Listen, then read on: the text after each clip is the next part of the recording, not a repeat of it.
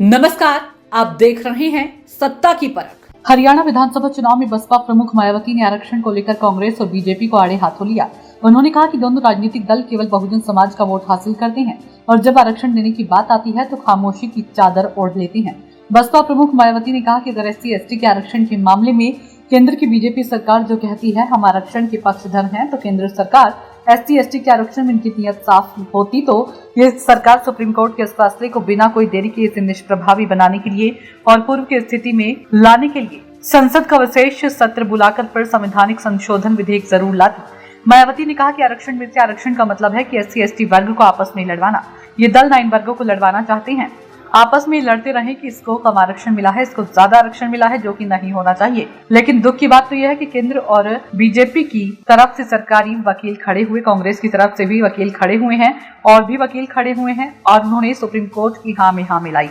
इसकी वजह से देश में जो SC/ST आरक्षण है उसमें वर्गीकरण और क्रीमी लेयर को लागू करने की बात कही गई है, जो ठीक नहीं था और हमारी पार्टी से सहमत नहीं है। उन्होंने कहा कि केंद्र और राज्य की बीजेपी सरकार संविधान विरोधी कार्य कर रही है। बसपा प्रमुख बहुजन समाज के वोट को एकत्रित करने के साथ आजाद समाज पार्टी के प्रमुख चंद्रशेखर आजाद से भी कड़ी टक्कर से निपटने के लिए उनका सीधा निशाना कांग्रेस पर ही है। बसपा प्रमुख ने कहा कि देश को आजाद हुए वर्षों हो चुके हैं, प्रदेश विभिन्न पार्टियों की सरकारें रही हैं, मगर किसान, मजदूर, गरीब किसान का उत्थान नहीं हो सका। दलित, आदिवासी, OBC के लोगों को बाबा साहेब डॉक्टर अंबेडकर के कड़े संघर्ष से सरकारी नौकरी में आरक्षण मिला। ये पार्टी आरक्षण खत्म करना चाहती है। मायावती ने कहा कि वर्तमान में भाजपा सरकार की नीयत आरक्षण को लेकर साफ नहीं है।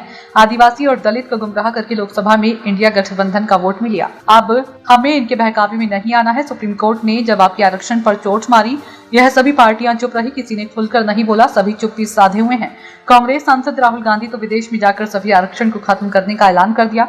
आरक्षण विरोधी पार्टियों को वोट नहीं देना है, हमारे गठबंधन की सरकार बनाकर इसे लटका कर रखना है। जब तक विपक्ष द्वारा संवैधानिक संशोधन नहीं हो जाता, केंद्र की गलत नीतियों के कारण किसान परेशान है। सरकार की जातिवादी व पूंजीवादी सोच ने पिछड़ों का हक मारा है। अभी भी देश में करप्शन खत्म नहीं हुआ।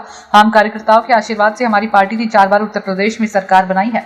हमारी सरकार ने सर्व समाज का ख्याल रखा, मगर दलित, आदिवासियों का विशेष ध्यान रखा। सरकारी खर्चे से पक्के मकान बनाकर दिए, लाखों गरीब लोगों को फायदा हुआ है। देहातों और शहरों में दलित बस्तियों को विकसित किया, युवा महिलाओं के लिए बहुत काम किया। किसानों को फसल का उचित दाम सही समय पर दिया, अपराधियों को असली जगह दिखाई, दलित और पिछड़े समाज के महापुरुषों का सम्मान दिया। बसपा प्रमुख ने कहा कि विरोधी पार्टियों के हवाई घोषणा पत्रों के सावधान रहना है। हमारी पार्टी कहने में कम, करने में ज्यादा विश्वास करती है। हमें उत्तर प्रदेश में करके दिखाया। गठबंधन के उम्मीदवारों को विजयी बनाना है। इस बार गठबंधन की सरकार बनाना है। सरकार बनने पर चौधरी अभय चौटाला मुख्यमंत्री रहेंगे। दलित डिप्टी CM और डिप्टी CM पिछड़ा वर्ग का होगा। सियासी जानकारों का कहना है कि बसपा व NLO का गठबंधन कोई खास करिश्मा दिखा पाई या नहीं, लेकिन दोनों बड़े दलों की नींद जरूर उड़ा दी है। मायावती की रैली में जिस प्रकार की जनसैलाब उमड़ रहा है, उससे सत्तारूढ़ बीजेपी व कांग्रेस के नेता खासे परेशान हैं। हरियाणा विधानसभा चुनाव के लिए बसपा ने अभय चौटाला की NLO के साथ गठबंधन किया है। बसपा और NLO ने दावा किया कि इस बार जनता ने मन बना लिया है कि हरियाणा में बसपा और NLO की गठबंधन की सरकार बनेगी, तो वहीं अभय चौटाला और BSP के वजूद की लगभग 34 सीटों को बीजेपी और कांग्रेस को जीतना टेढ़ी खीर होगी। सत्ता की परख के लिए अवधेश कुमार सिंह की रिपोर्ट।